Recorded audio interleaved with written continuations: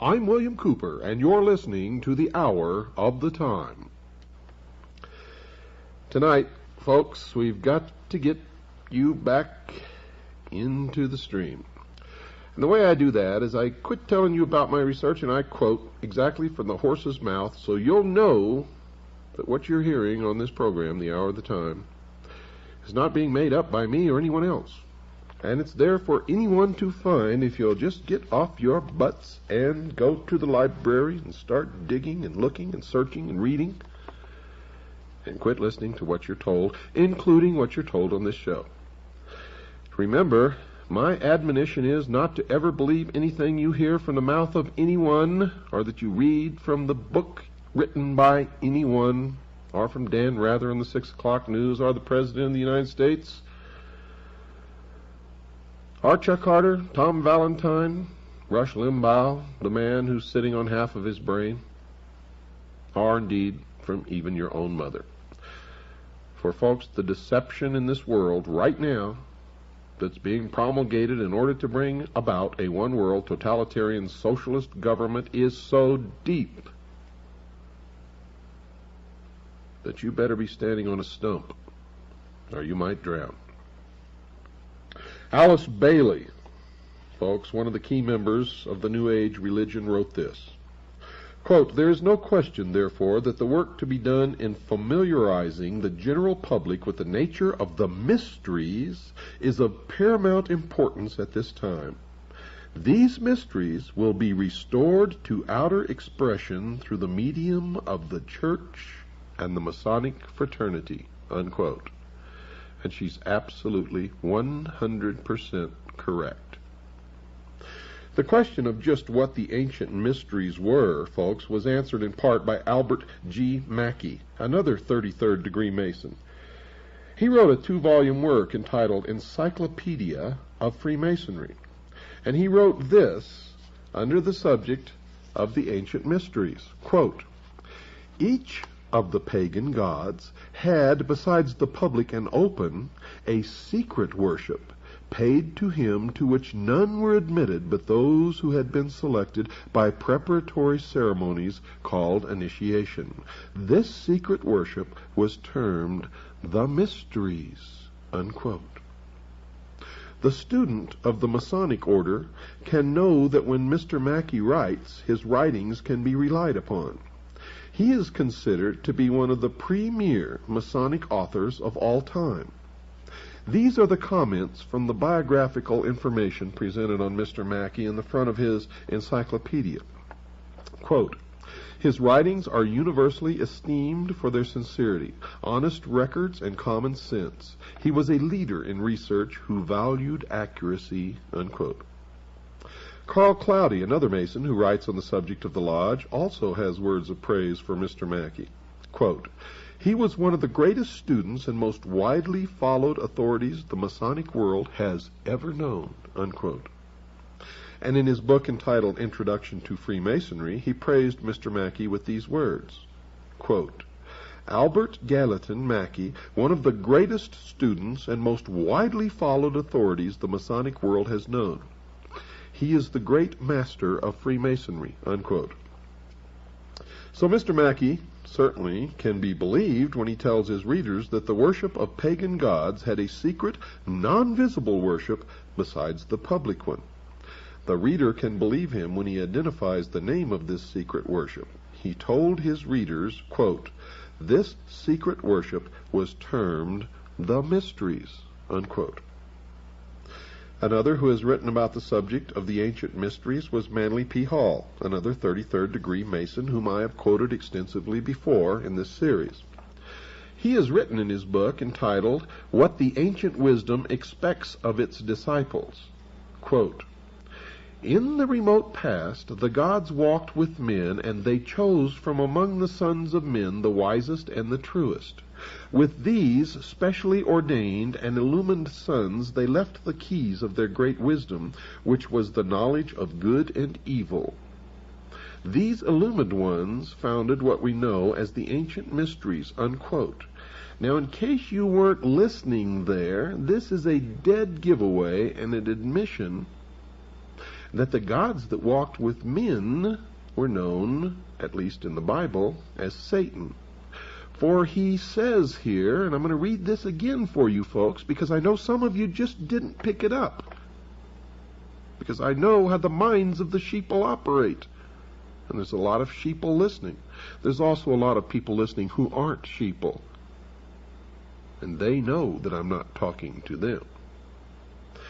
If the word sheeple applied to you makes you angry, then folks, it is an indication that it fits you like a shoe, like a glove, that you are indeed one of the sheeple. Let me read it again. Quote, with these specially ordained and illumined sons, they left the keys of their great wisdom, which was the knowledge of good and evil. According to the Bible, the knowledge of good and evil was imparted to Adam when Satan enticed Eve to eat of the fruit of the tree of knowledge, and she in turn enticed Adam. And what was the fruit of the tree of knowledge? It was the knowledge of good and evil. It was forbidden for man to know that. Now, I'm not making judgment on any of this. I'm just telling you what my research says. Remember, this is not a religious program. And while I, myself, personally, have my own idea of what my own religion is, I am in no means trying to foist it off on anyone else. Let me continue. He wrote, and we're talking about Manly P. Hall, 33rd degree Freemason. He wrote additional comments about these mysteries in another of the books he has written called The Secret Teachings of All Ages. And I would urge you, if you can afford it, to buy that book. It's a very expensive book. I have a copy of it in my library. It cost me $150, and it was worth every single penny of it, I can assure you. Quote, the arcana, defined as being a secret or hidden knowledge of the ancient mysteries, were never revealed to the profane, defined as those not initiated into the inner mysteries, except through the media of symbols. You're going to find, folks, that symbols mean more than you will ever begin to understand unless you've waded deep into the stream of the mystery Babylon, as I have. Quote, symbolism fulfilled the dual office of concealing the sacred truths from the uninitiated and revealing to those qualified to understand the symbols, unquote. Mr. Hall dedicated the latter book to, quote, the proposition that concealed within the emblematic figures, allegories, and rituals of the ancients is a secret doctrine concerning the inner mysteries of life, which doctrine has been preserved in toto, which means in the whole, among a small band of initiated minds since the very beginning of the world, unquote. He went on to mention that the mysteries, quote, were secret societies, binding their initiates to inviolable secrecy and avenging with death the betrayal of their sacred trusts, unquote. And to this day they take blood oaths. Mr. Hall told the reader that no one is to know the identity of those who have received the secrets. In fact, he wrote, quote, the true adept and initiate shall reveal his identity to no man unless that one is worthy to receive it, unquote. He further explained where some of these initiates lived when he wrote, quote, no reasonable doubt can exist that the initiates of Greece, Egypt, and other ancient countries possessed the correct solutions to those great cultural, intellectual, moral, and social problems which in an unsolved state confront the humanity of the 20th century, unquote. He further amplified that thought when he added this, quote, Neoplatonism, defined by Mr. Hall as a school founded by Plotinus around 240 A.D., concerning itself with the problems of metaphysics, which he calls the study of knowledge, recognizes the existence of a secret and all-important doctrine which from the time of the earliest civilizations had been concealed within the rituals, symbols, and allegories of religions and philosophies, unquote. So, in summary, it is possible, folks, to understand what these ancient mysteries were. and there appears to be at least 4 truths gleaned from the information provided in the comments made previously, and these truths appear to be: 1. The ancient mysteries had 2 forms of worshiping the same God. 2. The knowledge of the true God was reserved for those who had been entrusted with the secrets, and not for those whom they call the profane. 3. Those who understood those secrets were sworn to the strictest secrecy. And 4. Those who had knowledge of the secrets claimed to possess all of the answers to all of the problems of mankind. Now, there was an additional secret for the secret bearers.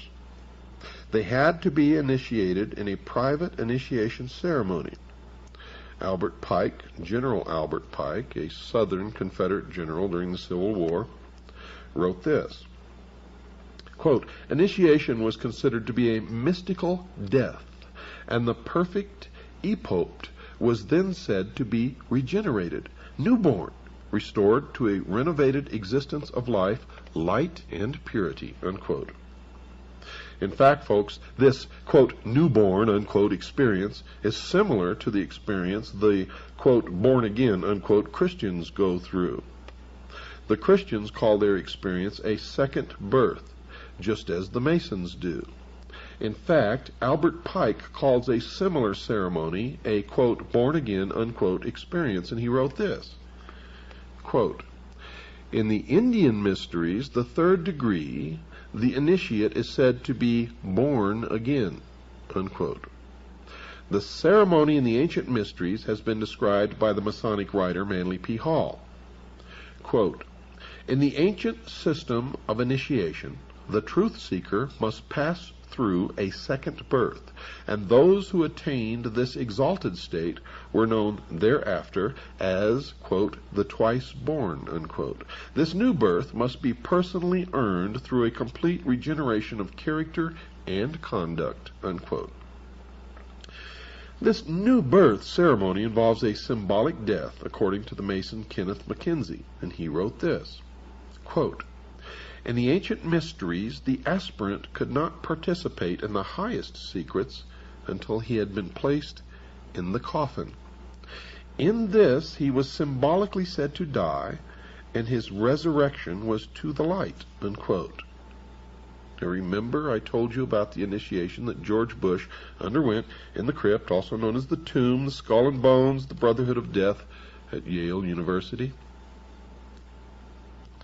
This is what they're talking about. During a press conference, a reporter asked George Bush if he was a Christian, and he replied thusly, quote, "If you're asking if I have been born again, the answer is yes," unquote. And indeed, he had. Modern-day Masons participate in an almost similar ceremony to the one described by these Masonic writers. In the 3rd degree, called the Master Mason degree, inside the Blue Lodge, the candidate is actually knocked off of his feet by several of the Masons in attendance. He is wrapped up in a blanket and moved to the western end of the temple. There, after further ceremony, he is raised up by a grip called the Master's Grip, or the grip of the lion's paw. Those who learned the mysteries also learned that they had a secret project, one that was described by Albert Pike in his book entitled Morals and Dogma. Mr. Pike wrote this, quote, "Behold our object, the end, the result of the great speculations of antiquity, the ultimate annihilation of evil and restoration of man to his first estate by a Redeemer, a Messiah, a Christos, the incarnate Word, reason, or power of deity," unquote. I urge you all, if you can find a copy of Morals and Dogma by Albert Pike, to purchase it, take it home, and read it. Mr. Hall told his readers that those who had been initiated into the mysteries were the secret power behind the governments of the past. He wrote this about these ancient initiates in his book entitled What the Ancient Wisdom Expects of Its Disciples. Quote, They are the invisible powers behind the thrones of earth, and men are but marionettes dancing while the invisible ones pull the strings.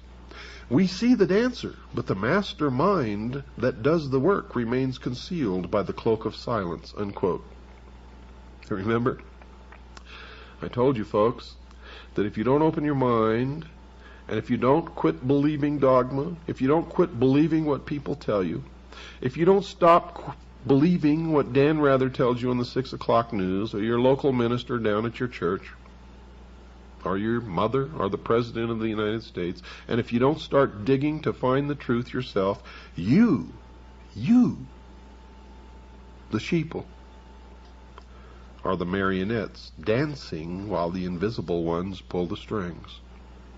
And until you change that pattern of your life, you will always be the puppet on the end of someone else's string. And I know that that's not what you want to be. Is it? Well, if it's not, change your life now. Stop believing what you're told, including what you hear on this show, unless it checks out in your own research, your own experience, your own digging.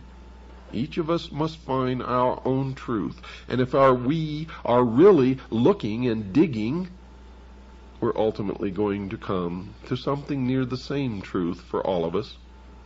And I can tell you now that most of us have been living in fantasy land for all of our lives. We don't even know anything near what the truth of any matter is. And we must begin an honest search, starting from the beginning, wiping the slate clean, cleansing our mind, and looking at the world, beginning again, as though through the eyes of a newborn child. And you will find that most of what you've ever been taught in your entire life is a lie. Is a lie. Other writers, folks, have confirmed the thoughts of Mr. Hall. A Masonic scholar named George Steinmetz also acknowledged that these mysteries exist and that some of the members inside the Masonic lodges are custodians of the secrets. He has written this in his book entitled Freemasonry, Its Hidden Meaning. Quote, "Ancient secret doctrine, which is concealed in Masonic allegory and symbolism. It was but to preserve these truths for future generations that Masonry was perpetuated." Unquote. And if that is true, why is it a secret? Why not tell us all what this secret doctrine is? For modern man is not like ancient man when he didn't know how to read or reason or understand. Modern man has the capability to understand anything that is put before him and accept it if it is the truth and reject it if it is a lie. So why the secrecy? The secrecy is because, folks, the real secret of Mystery Babylon is how to control everyone else. And if they reveal these secrets, they won't have the control, for it'll be in the hands of everyone. That is the greatest secret of the secret societies. Another writing of Manly P. Hall was this, quote, "Much of the ritualism of Freemasonry is based upon the trials to which candidates were subjected by the ancient hierophants." Hierophant is defined as the high priest of the mysteries. "Before the keys of wisdom were enthroned to them," unquote. The ancient mysteries had a beginning. According to Mr. Mackey, he wrote about where they started. Quote, "The first of which are those of Isis and Osiris in Egypt. The most important of these mysteries were the Osiric in Egypt," unquote. Another writer, Edmund Ronayne, an ex-Mason, confirmed that the Masons were involved in the worship of Osiris when he wrote this in his book entitled The Master's Carpet. Quote, "Masonry's ceremonies, symbols, and the celebrated legend of Hiram in the Master Mason's degree were directly borrowed from the ancient mysteries or the secret worship of Baal, Osiris, or Tammuz," unquote. This is a direct admission that Freemasonry stems directly out of Mystery Babylon, the ancient mystery religion, the worship of Baal, the golden calf, representative of the house during which that 2,000-year period the sun resided. The sun, the symbol of the light, Lucifer, the intellect, the gift, primordial knowing. Albert Pike then detailed where the mysteries went after their beginnings in Egypt. He wrote this in Morals and Dogma. Quote, "From Egypt the mysteries went to Phoenicia and were celebrated at Tyre. Osiris changed his name and became Adonai, or Dionysus, still the representative of the sun. In Greece and Sicily, Osiris took the name of Bacchus. So the ancient mysteries conceal an important mystery kept secret from the average person. The mystics claim that this mystery has been concealed from the world for centuries. Even though they had taken the mystery to other continents, those who believed in this religion were yet to take it to America. That was yet to come, and we will get to that, I promise you. And it will, I also promise you, amaze you." Lafayette, who was a very famous and noted pirate and a member of Freemasonry and the Knights Templar, said this, quote, "An invisible hand is guiding the populace," unquote. Arthur Edward Waite, a prolific writer on secret societies, has written this, quote, "Beneath the broad tide of human history there flow the stealthy undercurrents of the secret societies, which frequently determine in the depths the changes that take place upon the surface," unquote. Another who wrote about the power just underneath the surface was President Woodrow Wilson, President of the United States of America, who made this startling statement. He made this statement, yet it was ignored. But it should never go ignored from this point forward. Quote, "There is a power so organized, so subtle, so complete, so pervasive, that they had better not speak above their breath when they speak in condemnation of it," unquote. So these two writers have warned America that secret societies had been arranging the major events of the past, and President Wilson warned those who were quick to condemn these organizations that they had better be cautious. Albert Pike also connected the secret societies with a secret belief in his book entitled Morals and Dogma. He wrote that all secret orders and associations, quote, now remember, he says, all secret orders and associations, quote, had two doctrines, one concealed and reserved for the masters, the other public, unquote. Now, one such secret society with two doctrines was the Illuminati, and Professor Weishaupt, its founder, boasted of his organization's secrecy. He realized that this secrecy would enable them to decide the fate of nations, and because their deliberations were secret, no outsider could interfere. He wrote this, quote, "The great strength of our order lies in its concealment. Let it never appear in its own name, but always covered by another name and another occupation," unquote. Weishaupt later wrote about that secrecy in a letter to a fellow member of the Illuminati. Quote, "Nothing can bring this about but hidden societies. Hidden schools of wisdom are the means which will one day free men from their bonds. Princes and nations shall vanish from the earth," unquote. Well, folks, you've heard all through this series of broadcasts about a group of men, supposedly with the only truly mature minds in this world, who are going to set up a utopia on earth, a heaven on earth, if you will, and that they're the ones who are going to rule through a benevolent despotism, and they call this utopia the Great Society, the New World Order, the utopian philosophy, all of these things. Now, Lyndon Baines Johnson was a member of this secret society. He was, in fact, a 33rd degree Freemason, and his great society that he envisioned was exactly what we're talking about here. And you can see that Johnson, a great socialist, a Marxist, secretly, set us on the road to socialism by setting up this great welfare state, which he called the Great Society. It's one and the same, folks. It's the same. George Bush's New World Order is the same. The New World Order that our forefathers envisioned was the same. The Great Society talked about during the Peasants' Revolt in England was the same. The same that is coming unless we wake up to stop it.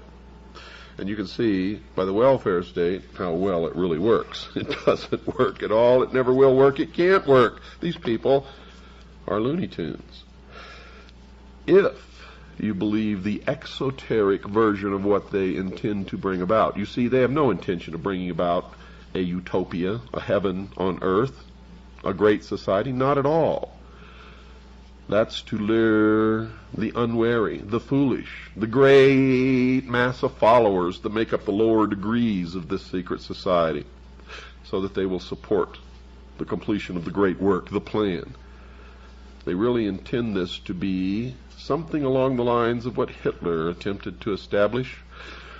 They talk about it in terms of a great cleansing, where certain religions, certain peoples, certain races will literally be eliminated from this earth. And they are convicted through their own words, ladies and gentlemen, as you are hearing tonight, and you've heard in other broadcasts. For when I feel that you are getting to the point where you're not understanding what's happening, I go back, as I'm doing tonight, and quote these people directly from their own mouths. I'm going to do that again tomorrow night, folks, so be ready. Let me continue. The secret societies were created to bring the world to the new society known as the New World Order. The members of these organizations obviously feel that their goals are so noble that they may perform whatever tasks are required to bring them to that goal and that goal to fruition. This means, folks, that murder, plunder, and lying all become acceptable as long as these methods assist its members in obtaining their goal. But the Freemasons, or Freemasons as the true term began, want the world to know that they are not one of the societies involved in changing the world's civilization, and they're quick to rush to their own defense. However, when you go back and read their own history and their own words, you can see that they have literally no defense, for they are convicted by the words of their leaders, by the very words of their leaders, and, folks, by their deeds. For it was General Albert Pike who created, through the Scottish Rite of Freemasonry, the Knights of the Ku Klux Klan. It was the Scottish Rite of Freemasonry that created the branch known as B'nai B'rith, which then created the ADL, or the Anti-Defamation League, which is nothing but an organization of criminals who have murdered, who have bombed, who have lied, and just recently one of their revealed crimes was spying, putting spies within the police organizations of the United States of America and spiriting out files and records. And all of the Jews in the United States support this criminal organization to their great shame. And those of you who feel that the Jews are responsible for all of this, you are wrong. Most Jews don't know any more about this than you did. And they are being used just as you are being used, just as I have been used in my life. In all time, truth has been hidden under symbols, wrote Albert Pike. And he also wrote this: symbols are nevertheless ingenious veils that cover the truth. Now, Albert Pike was the sovereign grand commander of the southern jurisdiction of the Scottish Rite of Freemasonry. The Scottish Rite now controls world Freemasonry. There certainly seems, folks, to be a power in knowing something that you can't tell your family, friends, children, or business acquaintances. And Adam Weishaupt said it best with this selection from his writings. Quote, "Of all the means I know to lead men, the most effectual is a concealed mystery," unquote. And that is true. I've found in my research that the vast fools, the followers, flock to the mysteries and the promise of learning some secret during their climb up the ladder of degrees of initiation. The truth is that only a very few ever learn anything, and what they learn is how to control the rest. The power of hidden symbols was alluded to by another writer, this time Foster Bailey in his book entitled The Spirit of Freemasonry. Quote, "A symbol veils or hides a secret, and is that which veils certain mysterious forces. These energies, when released, can have a potent effect," unquote. And indeed they can, as we are all feeling now the pinch of the power. There are many who can attest to that simple truth. Organizations with concealed or secret initiation ceremonies abound in America and indeed around the world. College fraternities and sororities teach the college student to accept secret initiation ceremonies and hidden knowledge at a young age. The Masons, intended for adult males, have similar organizations for their young sons and daughters, and other secret organizations for their wives.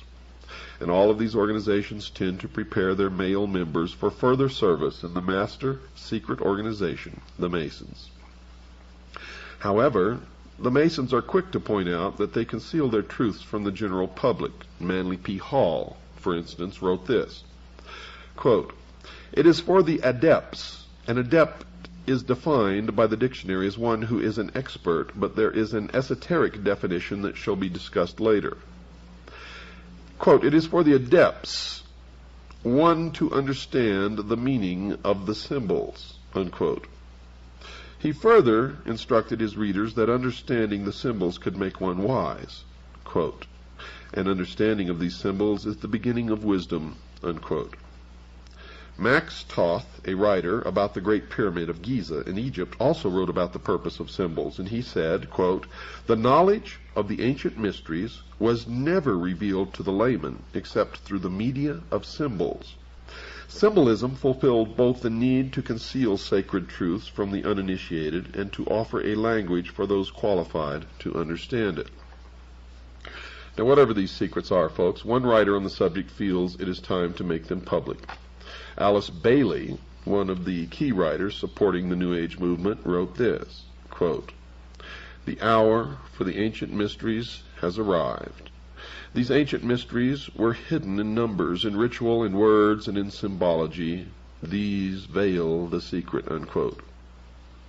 Another writer who writes on the order, Carl H. Cloudy, told anyone who read the Masonic literature that he had best understand the language, or they would miss the true meaning of the words. He wrote, quote, "He who hears but the words of Freemasonry misses their meaning entirely," unquote.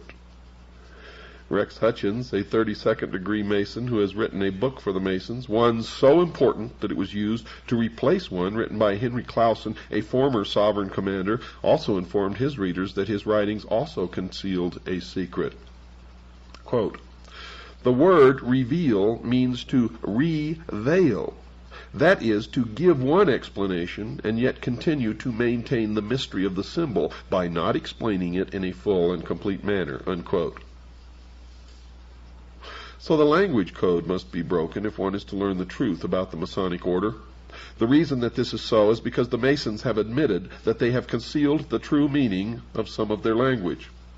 However, it is possible, folks, to know the true meanings of at least some of the hidden language, and the listener can be certain that the discovered interpretations are correct because the Masons themselves have revealed the hidden meanings of some of their symbols in some of their own literature. The secret societies, folks, that have concealed their purposes in hidden meanings, concealed writings, and private initiation ceremonies are admittedly very powerful. One who recognized that power was Benjamin Disraeli, the Prime Minister of England in the late 1880s, who said this in the House of Commons on July 14th in 1856. Quote, "There is in Italy a power which we seldom mention in this House. I mean the secret societies. It is useless to deny, because it is impossible to conceal, that a great part of Europe, the whole of Italy and France, and a great portion of Germany, to say nothing of other countries, is covered with a network of these secret societies. What are their objects? They do not want constitutional government. They want to change the tenure of the land, to drive out the present owners of the soil, and to put an end to ecclesiastical establishments, meaning religion, unquote. The Masons know about concealing secrets from the rest of the world. Carl Cloudy, a Masonic writer, told his readers that secrets are inside secrets, which are inside other secrets, and he wrote this, quote, "Cut through the outer shell and find a meaning. Cut through that meaning and find another. Under it, if you dig deep enough, you may find a third, a fourth. Who shall say how many teachings?" Unquote. And even the communists use concealment, for the communists were created by the mysteries. The cell system of the Communist Party was created by the mystery schools, which have used the same system for millennia. Nikolai Lenin, the Marxist communist who communized the Russian nation in the years following the Russian Revolution of 1917, wrote this, quote, "We have to use any ruse, dodge, trick, cunning, unlawful method, concealment, and veiling of the truth," unquote. Many of the signs for identifying a communist or a member of the Communist Party are exactly the same as those symbols and signs used by Freemasons to identify each other. The use of secrecy to conceal thoughts from certain of the members of an organization or from the public is the device of those who have something to hide. That something is so horrible, so terrible, that knowledge of that secret must be kept from those who would have the most to lose by knowledge of that secret. In the case of the secret societies, it is a belief in Lucifer, also known as Satan or the devil. In the case of communism, it is the truth that the people living in a communist nation know that the system does not work. But those in a non-communist nation targeted for a communist government are not to learn that simple truth. They are to be told that the system is the culmination of man's upward search for a perfect society, a great society, if you will, a utopia on earth, and they must be deluded into believing that there is no cost in the change from their current form of government to the communist form. One of the things that I find so incredible is that they trap the intellectuals so easily. The intellectuals, the ones who are supposedly so good at using their brain, cannot even use their brain so much as to look into history to see that the first people that the communists, the international socialists, destroy, kill, sentence to the labor camps, the gulag, if you will, are always the intellectuals.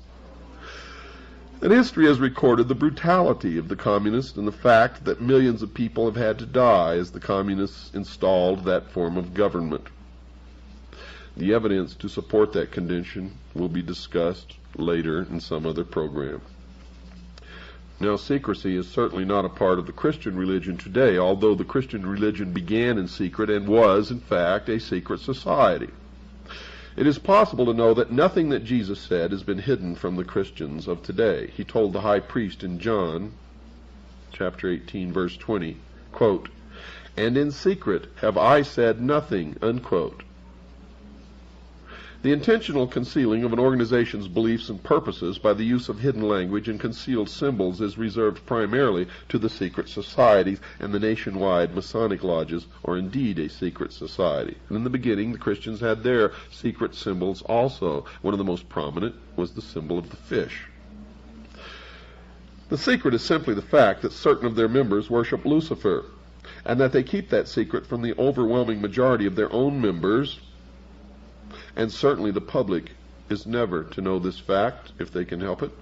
And the evidence to support that conclusion is ample, but only to one who cares enough to look for it. The problem with most people is they don't care enough to look for anything except Wheel of Fortune on the television set. So the student of history has to discover the hidden meanings behind the symbols in the Masonic literature and in the secret initiation ceremonies to understand the Masonic order. One of the first symbols that needs to be examined is the symbol of the serpent, also called a snake or dragon. Manly P. Hall wrote that the use of this symbol is as old as early man when he wrote this in his book entitled The Secret Teachings of All Ages. Quote, among nearly all these ancient peoples, the serpent was accepted as a symbol of wisdom, unquote, for it is from the serpent that man received the gift of intellect. Here Mr. Hall states that the serpent was a symbol of wisdom. It will be remembered that Lord Maitreya, the future New Age leader, also claimed to possess wisdom.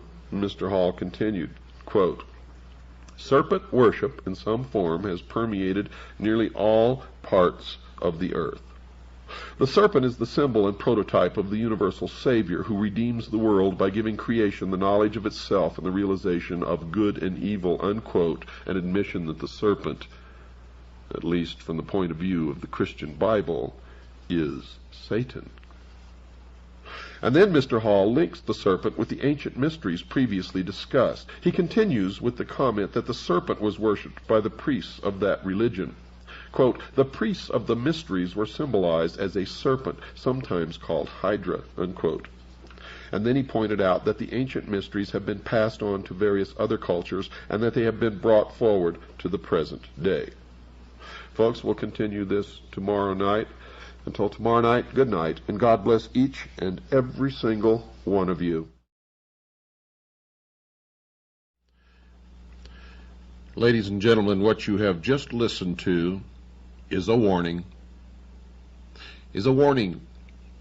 For there is a war being conducted right at this moment, a war against the American people. It is now a shooting war, and the second battle is being fought. The first was fought in the state of Idaho against the family of Randy Weaver. The second battle is being fought by a brave group of men and women and children in a church known as Branch Davidian in Waco, Texas. They are fighting for their Creator endowed rights. They have committed no crimes. They know what the sound of battle is. They know what it's like to see their friends or relatives die in their arms or at their feet. They know what it's like to have wounded and be refused medicine and medical treatment. Oh yes, we are at war, make no mistake about it. And if you don't believe that, you keep your eyes and ears open in the next weeks, months, and years. You will see it escalate across this country like a wild forest fire, out of control. And unless the sheeple wake up and listen and learn and act, I predict that there will be civil war in the United States of America, because there are many of us who will not ever give up our Creator-endowed rights, our right to keep and bear arms, the Constitution of the United States, and the Bill of Rights, without one hell of a fight.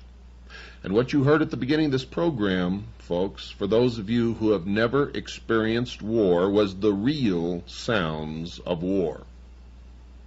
What you heard were real bullets being fired, real bombs being dropped, real machine guns killing real people.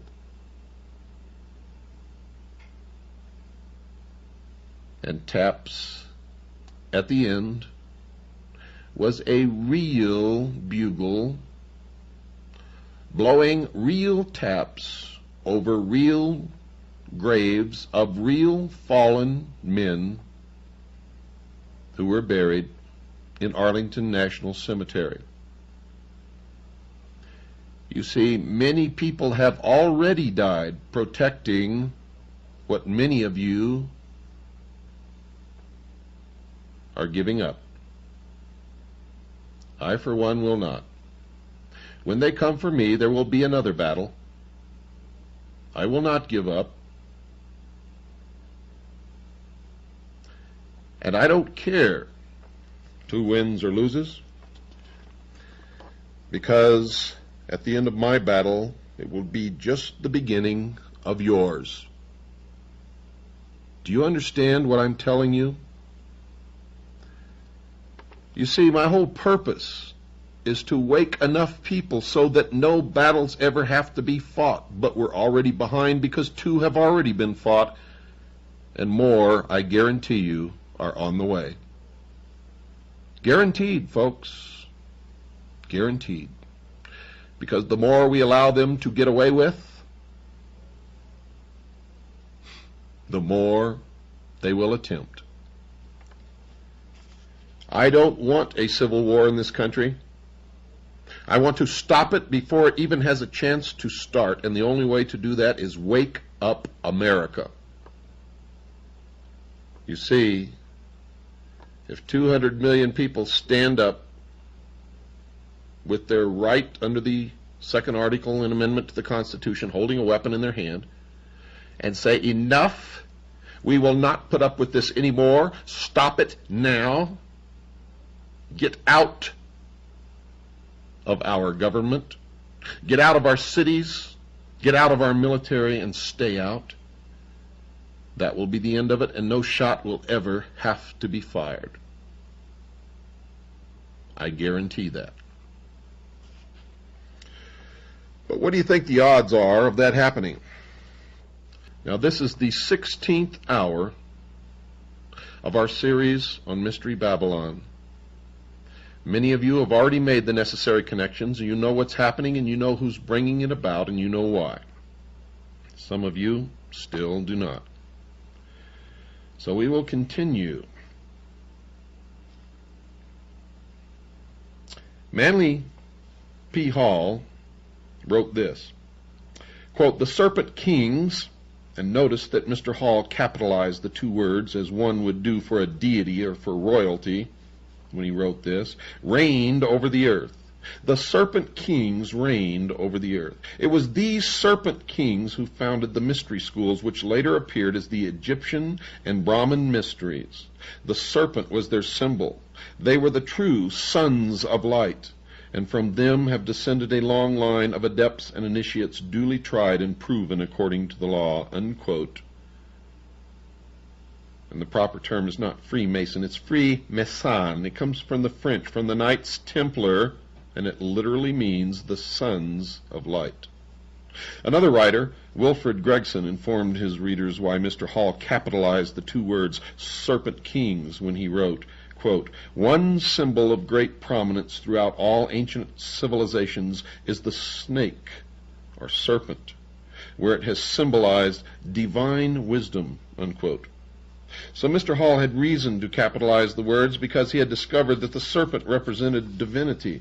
Notice also, folks, that Mr. Gregson, even though he chose not to capitalize the word serpent, confirmed that Mr. Hall's use of the capital letter was correct when he stated that there was a connection between divine wisdom and the serpent. Mr. Hall, a 33rd degree Mason, made the same connection in these comments. Quote, "The serpent is true to the principles of wisdom, for it tempts man to the knowledge of himself," unquote. A serpent is often used by the ancients to symbolize wisdom. The symbol of the serpent has another concealed truth, according to Kenneth Mackenzie, for he identified that truth in this quote when he described a brazen serpent. Quote, "It was a type of mediator and a promise of redemption," unquote. The word brazen, folks, is defined as bold or impudent, and impudent is defined as shamelessly bold or disrespectful. Now you will remember that Lucifer was an anointed cherub in heaven who fell because he sought godly power. The story is covered in Isaiah chapter 14, verses 12 through 14 of the Old Testament. Look it up. It says this, quote, "How art thou fallen from heaven, O Lucifer, son of the morning? How art thou cut down to the ground? For thou hast said in thine heart, I will ascend into heaven, I will exalt my throne above the stars of God, I will be like the Most High. Unquote. Therefore it can be safely said that Lucifer would be considered to be shamelessly bold and, of course, disrespectful. It appears that the brazen serpent could be Lucifer. Another author, John Anthony West, wrote a book entitled Serpent in the Sky, in which he also connected the serpent with wisdom, and he wrote this, quote, "The serpent represents intellect, the faculty by which man discriminates. There is a higher and a lower intellect. Thus, symbolically, there is a serpent that crawls, and the higher intellect, that which allows man to know God, the heavenly serpent, the serpent in the sky." Unquote. The somewhat veiled worship of this serpent in the sky inside the Masonic lodges was alluded to by another Masonic writer, Kenneth Mackenzie, for in his book entitled The Royal Masonic Cyclopedia, he wrote this, quote, "Among the charges preferred against the Order of Knights Templar, for which Jacques de Molay suffered martyrdom, was that of worshipping an idol or image called Baphomet. It has been suggested that Baphomet is none other than the Ancient of Days or Creator. More cannot be said here without improperly revealing what we, meaning the Masons, are bound to heal, conceal, and never reveal." Unquote. So according to this Mason, the snake or serpent is somehow a symbol of the subject of the Masonic worship, and apparently this fact is the secret that the Masons cannot reveal to the rest of the world. A Christian minister, Reverend Alexander Hislop, wrote a book that included some discussion on the subject of serpent worship. And in that book, entitled Two Babylons, he explained that serpent worship was not something that is recent in time.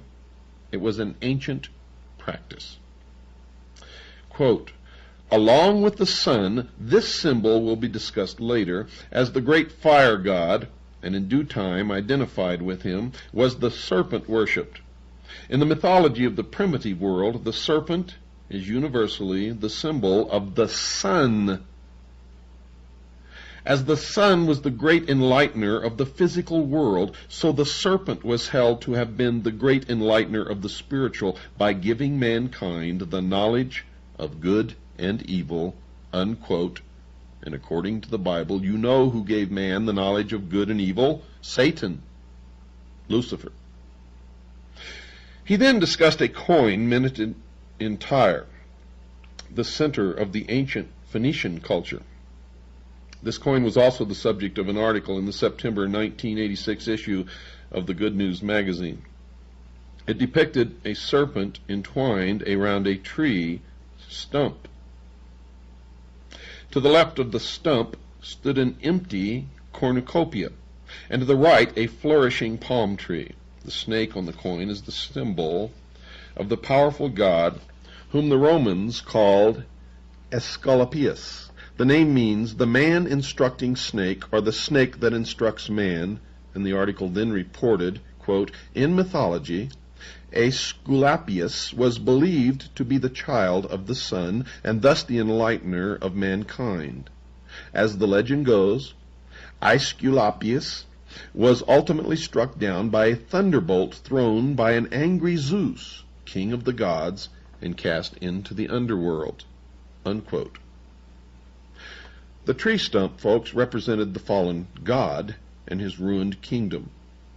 In the mythologies of many ancient civilizations, the image of a fallen tree was used to symbolize the cutting off of a great god or hero, someone cut off in the midst of their power. You see, the snake on the coin was shown twisting itself around the dead stump, exerting its power in an attempt to restore his fallen kingdom. The cornucopia is an ancient symbol of plenty, but it was empty on the coin. This has been interpreted as meaning that the abundance had been cut off because the great God has been cut off. However, folks, the implication is that the horn of plenty will return when the fallen God is restored to his rightful position. The palm tree shown in the coin is a well-known symbol of victory, so it appears that the coin was minted to depict the anticipated return of the fallen snake god to the world. And the Bible talks about a fallen serpent in the book of Revelation, chapter 12, verse 9. However, in this case, folks, the snake is connected to another symbol of the serpent, a great dragon. Quote, "And the great dragon was cast out, that old serpent called the devil and Satan," unquote. Is the serpent worshipped in the ancient mysteries and a symbol in the Masonic ceremonies, a symbol of Satan, the devil? As has already been discussed, there is indeed evidence, folks, that this is the case. And once you have confronted the evidence and studied as much as I have studied, you will know that they are one and the same. Another symbol that needs to be analyzed is the star. On the page opposite page 124 in Mackey's Encyclopedia is a drawing illustrating the symbols of Freemasonry. Included in the 20 or so Masonic symbols is a drawing of a shooting star. Now, it can be fairly claimed that a blazing or shooting star would be one that was on the move inside the universe. One of the directions it could move would be, of course, towards the earth. If it was moving towards the earth, it could be called a falling star. But we know that most falling stars are actually meteors and not stars at all. Lucifer, however, is a fallen angel, according to Isaiah, an Old Testament prophet who wrote this in Isaiah chapter 14, verse 12. Quote, "How art thou fallen from heaven, O Lucifer?" Unquote. Now, folks, notice that Isaiah also said that Lucifer fell from heaven, and other parts of the Bible report that he fell to the earth. So it is conceivable that the symbol of the falling or blazing star could be a symbol of Lucifer. A variety of authors have used their writings to discuss the star as a symbol. Professor Adam Weishaupt, the founder of the Bavarian Illuminati, was one who explained what he considered the star to be a symbol of. Listen closely. Quote, "The flaming star is the torch of reason," unquote. Mr. Mackey wrote that the star, quote, "was a symbol of God," unquote. He then connected the blazing star to another symbol when he wrote, quote, "The blazing star refers us to the sun," unquote. And then he connected it with the secret initiation ceremonies inside the Masonic Lodge. Quote, "In the fourth degree of the same rite, the Scottish rite of Freemasonry, the blazing star is again said to be a symbol of the light of divine providence pointing out the way of truth," unquote. And Mr. Hutchins, the Masonic writer who has authored the recent book on Masonry, further interpreted the symbol of the star thusly. Quote, "The star as a type of the myriad suns that light other countless systems of worlds is an emblem of that Masonic light in search of which every Mason travels, the correct knowledge of the deity and of his laws that control the universe," unquote. Now, closely allied with the symbol of the star is the symbol of the sun. Albert Pike identified it with the worship of the past in this collection of quotes from his writings, and pay close attention. Quote, "The worship of the sun became the basis of all the religions of antiquity," unquote. Quote, "Thousands of years ago, men worshipped the sun. Originally, they looked beyond the orb to the invisible God. They personified him as Brahma, Amun, Osiris, Baal, Adonis, Malkarth, Mithras, and Apollo. Krishna is the Hindu sun god," unquote. Quote, "The Gauls worshipped the sun under the name of Belin or Belinus," unquote. Quote, "The sun is the ancient symbol of the life-giving and generative power of the deity. The sun was his manifestation and visible image." Unquote. Quote, "The sun is the hieroglyphical sign of truth because it is the source of light." Unquote. So Mr. Pike identified the sun as a symbol of a deity that should be worshipped. He chose to capitalize the first letter in the word, the S, as one would in recognizing the name of a deity. And if you've been listening to this series, you already know that, of course, it was. Albert Mackey repeated Mr. Pike's contentions with comments like these about sun worship. Quote, "It was the oldest and by far the most prevalent of all the ancient religions. Eusebius says that the Phoenicians and the Egyptians were the first who ascribed divinity to the sun.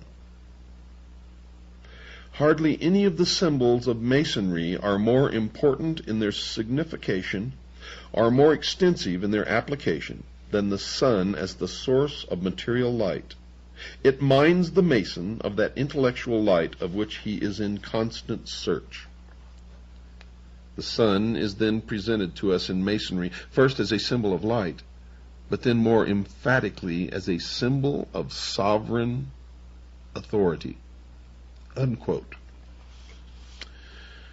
So, folks, the sun was a symbol of something that only the believers in the religion known as the ancient mysteries understood. These believers, called adepts, certainly knew that the people would not accept their mystery religion, so they had to conceal it from them. So the task became one of creating a religion around a belief that they knew the people would accept because it would make some sense, at least as far as the adepts would explain it. But their basic purpose was to create a popular religion as a cover for their secret worship. The secret religion would be built around a belief in the sun. The sun would be a perfect thing to build a religion around because of its basic nature. It is very visible and has a very important role in man's life. It rises in the morning, it appears to be born and then sets during the evening. It appears to die and then appears to be born again the next morning. It also appears to wander in the sky, setting further north or south each night. It then returns back to any given position twice each year. So the sun appears to have a major birth or death twice each day and twice each year. It would, of course, be very easy for the adepts to explain to the people that only something bigger than mankind, a god, had the ability to die and come back to life. So the adepts would teach the people that they had to pray to the god, or it would choose not to return. They encouraged a worship of the sun so that it would return to mankind again either once a day or once every 6 months. Albert Pike confirmed this view with this explanation of why early man worshipped the sun. Quote, "To them," meaning early man, "the journeyings of the sun were voluntary and not mechanical." Unquote. So early man considered the sun to be something that moved voluntarily. In other words, the sun did not have to return each morning. Man must have quickly determined that since the sun did not have to return, man should start asking it to return. For man certainly depended upon the sun for his life. Man certainly must have figured out just how important the sun was to his life and well-being, and he certainly must have determined that if the sun chose not to return, all of mankind would certainly perish. So it was an easy jump from a belief that the necessary sun was an entity that chose to move across the daytime sky to a belief that it would return only if man prayed to it to return. But folks, there's something even more interesting to be considered that Pike didn't explain with that comment. Obviously, to make the new religion work, the believers would have to be able to predict the movements of the sun. It wouldn't be too long before some of the common people would start noticing that the sun was neither an actual being nor a god to be worshipped, but something that moved according to precise laws. Now, if the common people figured that out, they would not need the adepts who had computed the sun's periodic cycles. So, to keep their power intact, they would teach the people that if they did not accommodate their wishes, they would make certain that the sun did not return. They could even predict, as their measurements became more sophisticated, the exact time and date when the moon would go between the sun and the earth, causing the sun to disappear. They could then fool the people into believing that they were the cause of the disappearance. They could then, of course, explain to the people that if they did not continue to pay them sort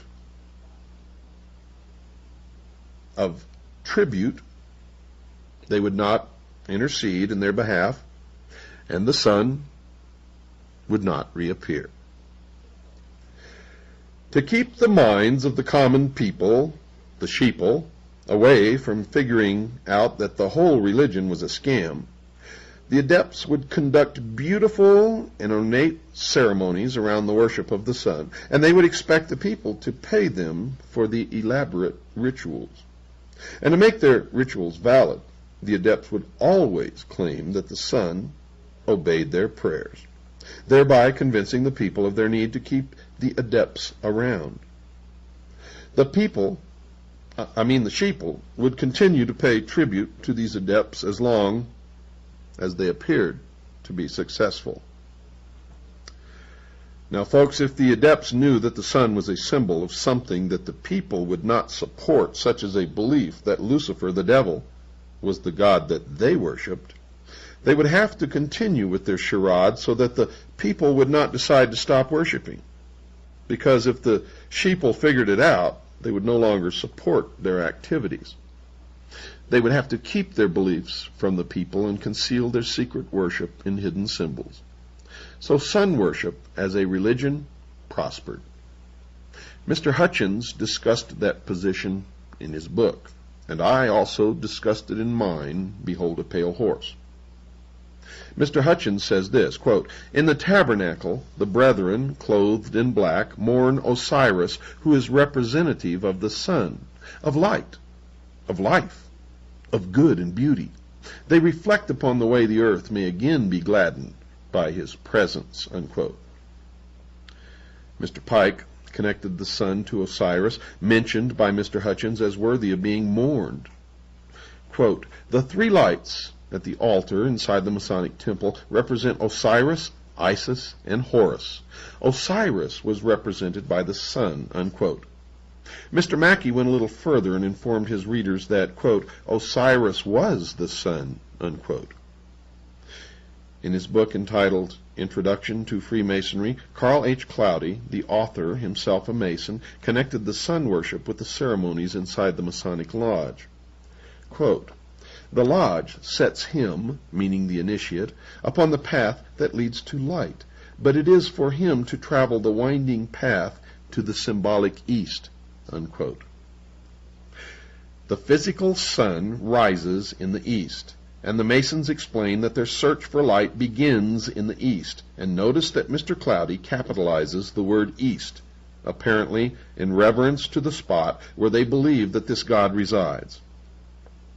The Masons tell the world that they circumambulate, defined as walking around, the temple floor during their initiation ceremonies. Mr. Cloudy explains why this rite is performed. Quote, "When the candidate first circles the lodge room about the altar, he walks step by step with 1,000 shades of men who have thus worshipped the Most High by humble imitation. Thus thought of circumambulation is no longer a mere parade, but a ceremony of significance, linking all who take part in it with the spiritual aspirations of a dim and distant past," unquote. And it is a historical fact that the Knights Templar also performed the circumambulation of their temples. And he further instructs his readers as to why this ceremony is part of their ceremony. Quote, Early man circled altars on which burned the fire which was his god, from east to west by way of the south. Notice that the north is not included in the ceremony. The significance of that omission will be discussed later. But circumambulation became a part of all religious observances, unquote. In another part of his book, entitled Introduction to Freemasonry, Mr. Cloudy reported that this style of walking was traceable to the ancient religions of the past. And he wrote this, quote, "Circumambulation was the ceremonies of ancient Egypt," unquote. So this practice of the modern Masons is based upon the ancient pagan religious practices of the ancients. So the Masons are telling us that early man walked around in a circle because he was worshiping the sun.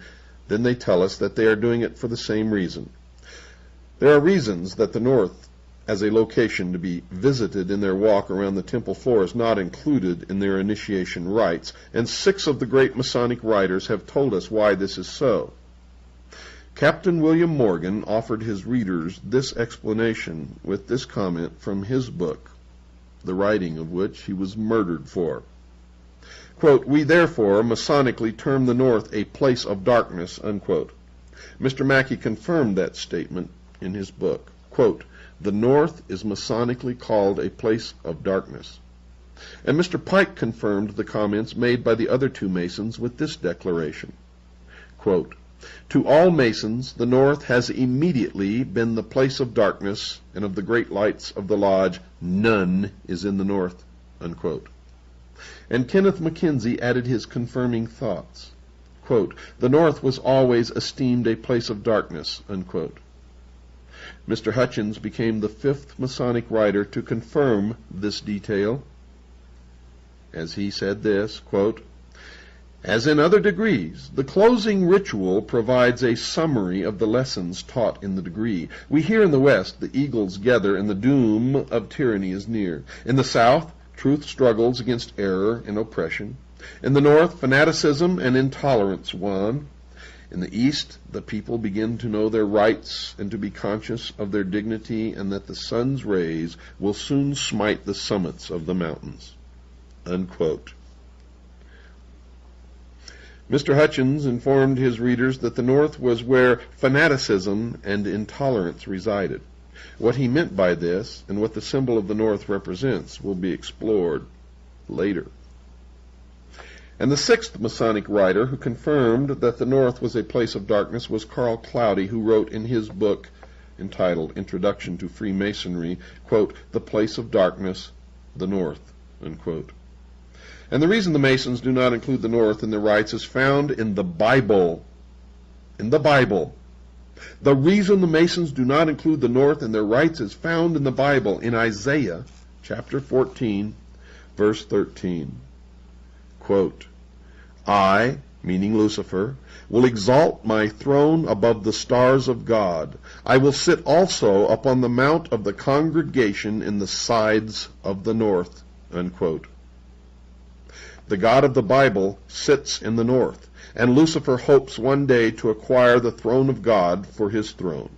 But until then, the north is a place of darkness. But while the north is an excluded territory, the east is the place of light and is to be revered. Mr. Hutchins tells his readers why that is so. Quote, "The east, the source of light and thus knowledge," unquote. Albert Mackey quotes Etienne Francois Bazat, a French Masonic writer, in his encyclopedia. Quote, "The veneration which the Masons have for the East bears a relation to the primitive religion whose first degeneration was sun worship," unquote. Rex Hutchins then tells his readers that the Masons deploy lights around the lodge room during the initiation ceremony for the 25th degree, called the Night of the Sun, and he writes, quote, "The ceiling should be decorated to represent the heavens with the moon, the principal planets and the constellations Taurus and Orion. A single powerful light, a great globe of glass representing the sun, is in the south. In a physical sense, the greater light comes from the sun, and the transparencies provide lesser light. Symbolically, the sun, or great light, is the truth, and the lesser lights are man's symbolic representation of truth," unquote. Mr. Mackey further discusses this rite of circumambulation, as he calls it, in his encyclopedia. He says that the rite, quote, exists in Freemasonry. The people always walked 3 times round the altar while singing a sacred hymn. In making this procession, great care was taken to move in imitation of the course of the sun, unquote. He then assisted the reader with understanding this practice in the Masonic temples. Quote, this rite of circumambulation undoubtedly refers to the doctrine of sun worship, unquote. However, in another of the books that he wrote, Mr. Mackey directly states that the rite is connected to sun worship. This is what he wrote in a book entitled Manual of the Lodge. Quote, the circumambulation among the pagan nations referred to the great doctrines of Sabaism or sun worship, unquote. Sabaism is defined by Mr. Mackey in his encyclopedia as, quote, Sabaism, the worship of the sun, moon, and stars, the host of heaven. It was practiced in Persia, Chaldea, India, and other Oriental countries at an early period in the world's history, unquote. He then added this rather cryptic comment, quote, and although the dogma of sun worship does not, of course, exist in Freemasonry, we find an allusion to it in the rite of circumambulation, which it preserves, unquote. Now one can understand what Mr. Mackey meant by that comment. The Masons do not worship the sun. They worship the sun with a capital S. So he was telling the truth, but concealing it in a symbolic language, for he wrote sun with a small s. You have to understand the symbology of the mystery schools, or you will never understand anything, dear listeners.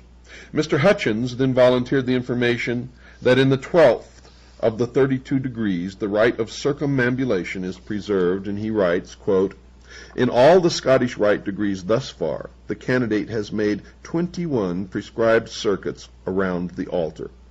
This degree adds 7 for a total of 28. And this practice, called circumambulation, is derived from the ancients and existed among the Romans, Semites, Hindus, and others. It is thought to have been a rite of purification. The sun was believed to travel around the earth. The initiates imitated the movement of the sun when they made circuits around the altar, unquote. Furthermore, dear listeners, in the 9th degree, other symbols of the sun are involved in the ceremony, and Mr. Hutchins tells his readers, quote, after the obligation is taken, the 9 candles of yellow wax are lit. Yellow is representative of the sun, hence light and knowledge. In the 10th degree, further symbols representing the sun are utilized according to this author. Quote, there are 3 sets of 5 lights. The wax is yellow, meaning knowledge, and also as the color of the sun represents the deity, unquote, a blatant admission that the sun represents the deity that they worship. Other clues that the sun and the serpent are both known symbols of the Masonic Lodge are given by the titles of 2 of the 32nd degrees inside the Masonic Lodge. The 25th degree initiate is called a Knight of the Brazen Serpent, and the 28th degree initiate is called a Knight of the Sun, with a capital S. There is another symbol of the sun inside the Masonic Lodge, the Worshipful Master. The equivalent of the president of the lodge sits in the east side of the temple, and we are told why that is. Quote, the Worshipful Master represents the sun at its rising. The Senior Warden, another officer of the lodge, represents the sun at its setting. And the Junior Warden, still another officer of the lodge, represents the sun at meridian, the halfway point, the Most High. Other individuals and organizations besides the Masonic lodges are also involved, folks, in varying degrees with sun worship, or with an acknowledgement that the sun plays a central role in their understanding of the nature of the world. Elizabeth Clare Prophet has been described as being a leader in the New Age movement, and she has written this in a newsletter she publishes called the coming revolution.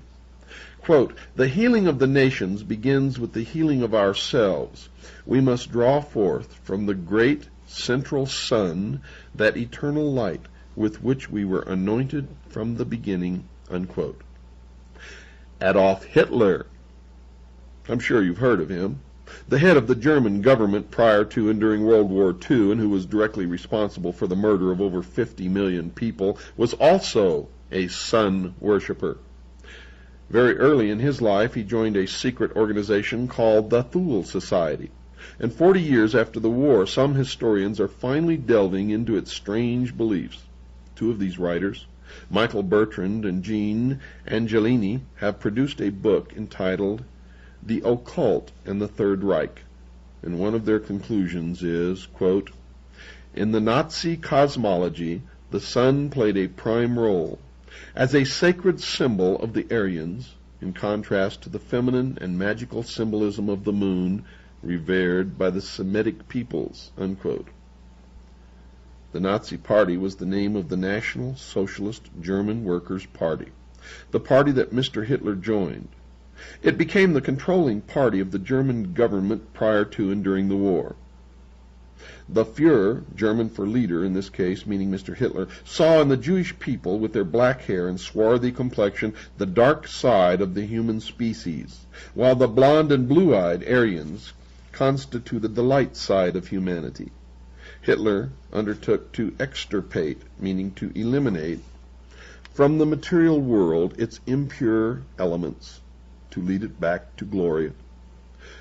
But sun worship, as the Masons point out, is not new. The Bible talks about it as well. Folks, Ezekiel was an Old World Testament prophet writing sometime during the period of 571 to 592 BC. And he tells about how he was taken by God to see a practice occurring near the temple. And this is what he wrote in Ezekiel chapter 8, verses 15 and 16. Quote, and he, the Lord God, brought me into the inner court of the Lord's house, and behold, at the door of the temple of the Lord, between the porch and the altar, were about 25 men with their backs toward the temple of the Lord, and they worshipped the sun toward the east, unquote. And Ezekiel points out that the Lord God considered this practice an abomination. There is another reference to sun worship in the Old Testament, this time in Deuteronomy chapter 17, verses 2 through 4, and then verse 7, and that reference reads as follows. Quote, if there be found among you man or woman that hath gone and served other gods, and worshipped them, either the sun or moon, or any of the host of heaven, and it be true that such an abomination is wrought in Israel, so thou shalt put the evil away from among you, unquote. So, folks, the God of the Bible has made it perfectly clear that sun worship is something that he does not want. He does not want his creatures practicing this. The Bible even went so far as to say in both instances that he considered the practice to be an abomination or an evil. But to show just how far this practice has invaded the Christian community, the following prayer was offered up at a recent funeral in a local Christian church. Quote, now you will feel no rain, for your mother, the earth, will fold her arms around you. Now you will feel no cold, for your father, the sun, will always warm you, unquote. Sun worship continues, because some Christian churches pray to the sun god in their church services and don't understand who they are praying to. Simply stated, dear listeners, the sun god that they were praying to is Lucifer. Lucifer, also known as Satan or the devil. Wakes you up, doesn't it? See, all the time you thought religion was something stupid, didn't have anything to do with overall world events, but you're wrong. It has everything to do with everything. Whether you believe it or not, whether I believe it or not, doesn't make any difference. If the people who have the power and are in control believe it, it will affect us all. Understand that, because that's true. Good night, and God bless each and every one of you.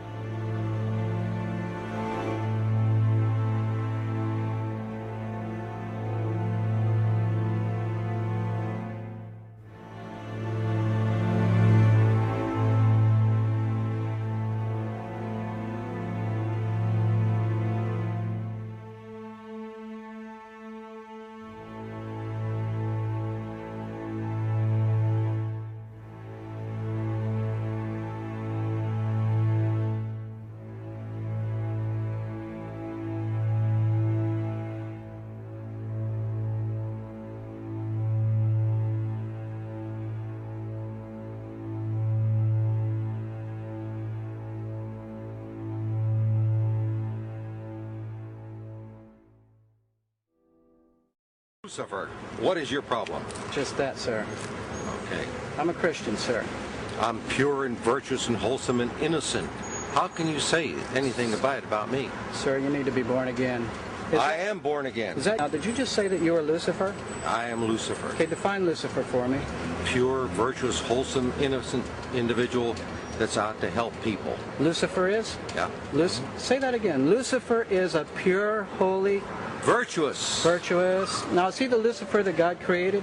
That's the same one. Oh, man, this is great. I'm going to put this on the internet. Oh, Amen. God bless you, Amen. brother. Because that's exactly what the Shriners and Masons teach, is that Lucifer is light. No. And you're, Hey, what you're about those confirming hospitals? You know what, sir? Jesus said, many will say to me on that day, Lord, Lord, we did not do these good deeds in your name? And you'll say, away from me, you workers of iniquity, I never knew you. Jesus said it? In Matthew chapter 5. Mercy. No. That's hard to believe. So you're a Christian and you don't know that. Actually, No, I really am. you are. Because I'm pure and virtuous. You're pure and virtuous, okay. Yeah. In other words, you're perfect without Jesus, right? No. Okay, tell me about Jesus. Who is Jesus? Well, he's my leader. Is he the Son of God? Yes, he is. Is he the only worshipful master? Yes. Have you ever been called worshipful master? No, because I've just been too busy. I've been working. Working. Been working to help people. What like kind you. of work? Okay. Get out of here. See, this is what a Mason confesses, is that Lucifer is light.